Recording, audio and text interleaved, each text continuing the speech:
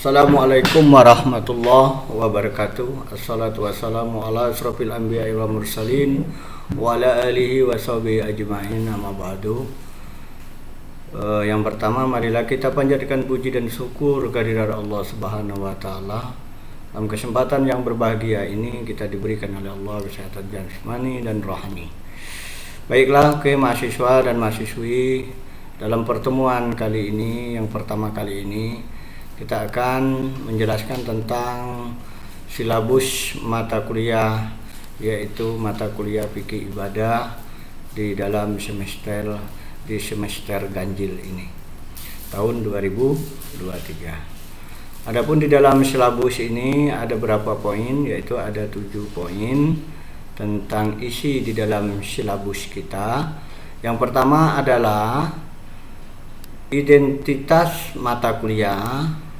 Di sini tercantum, yaitu ada kode mata kuliah, nanti bisa dilihat. Di sini kode mata kuliah adalah fikih ibadah P1119.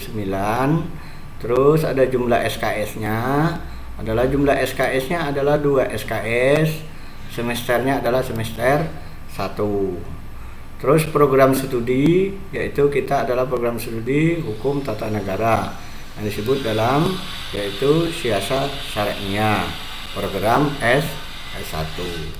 Terus dosen pengampu, di sini ada nama Bapak yaitu Saiful Anwar, SAG, Magister Hukum. Terus ini adalah dalam tahun ajaran 2023 pada semester ganjil. Terus poin yang kedua yaitu ada tujuan mata kuliah ini. Adapun tujuan mata kuliah fikih ibadah ini adalah bertujuan selesai mengikuti perkuliahan ini, mahasiswa diharapkan mampu memahami tata aturan ibadah yang benar, mampu melaksanakan ibadah dengan benar, dan mampu mengajarkan tata cara ibadah kepada orang lain dengan benar. Terus yang ketiga yaitu deskripsi mata kuliah fikih ibadah ini. Adapun mata kuliah ini membahas tata cara beribadah, yaitu adalah tata cara ibadah mahdhah dan khairul mahdhah. Adapun ibadah mahdhah yang meliputi adalah taharah yaitu bahasa Arab, yaitu tentang bersuci. Yang kedua adalah sholat, terus zakat, puasa, dan haji. Sedangkan ibadah khairul mahdhah semua perbuatan dan perilaku yang hasanah atau perilaku kebaikan. Mata kuliah ini merupakan bekal utama untuk dijadikan dasar pengembangan bahan ajaran sebagai prodi hukum tata negara, dalam kurung adalah HTN siasat syariah. Itu sebagai deskripsi mata kuliah fikih ibadah di dalam prodi hukum tata negara. Terus yang keempat, pendekatan pembelajaran. Di poin yang keempat ini adalah ada expository dan inquiry. Yang pertama ada metode. Jadi metode kita perkuliahan pada semester ini adalah bentuknya ada ceramah, tanya jawab, diskusi, dan pemecahan masalah. Terus nanti ada yang poin yang kedua ada tugas, yaitu mahasiswa nanti akan ada tugasnya berbentuk ada laporan buku dan makalah, penyajian, dan diskusi. Terus yang ketiga ada media. Jadi kita memakai media, yaitu yang disebut dengan media OHP atau LCD, bisa seperti sekarang ini adalah PowerPoint dan lain-lainnya. Terus poin yang kelima yaitu evaluasi. Di dalam perkuliahan ini sesuai dengan silabus kita, yaitu ada 6 bentuk kita untuk dievaluasi dalam mata kuliah fikih ibadah ini. Yang pertama tentang kehadiran mahasiswa dan mahasiswi. Terus bagaimana laporan buku mahasiswa dan mahasiswi. Terus yang ketiga makalah dan bisa diganti dengan jurnal. Terus yang keempat yaitu penyajian dan diskusi. Yang kelima adalah ujian tengah semester. Yang keenam adalah ujian akhir semester. Terus yang keenam yaitu rincian materi fikih ibadah. Ini ada rinciannya. Ini yang materi pokok kita. Adalah materi pokok kita. Pertemuan pertama adalah rencana perkuliahan atau review konsep. Itu pertemuan pertama. Terus pertemuan kedua, pengertian dan dasar hukum, hakikat dan hikmah ibadah. Terus pertemuan yang ketiga, pengertian hikmah dan macam-macam najis dan hadas. Terus pertemuan yang keempat, tata cara taharah atau menyuci dan dari najis dan hadas, wudu, mandi dan tayamum. Terus pertemuan yang kelima, tata cara mengerjakan sholat wajib. Terus pertemuan selanjutnya yaitu pertemuan yang keenam, sholat jamak dan qashar. Pertemuan yang ketujuh, macam-macam sholat sunnah. Terus pertemuan yang kedelapan yaitu ujian tengah semester atau UTS.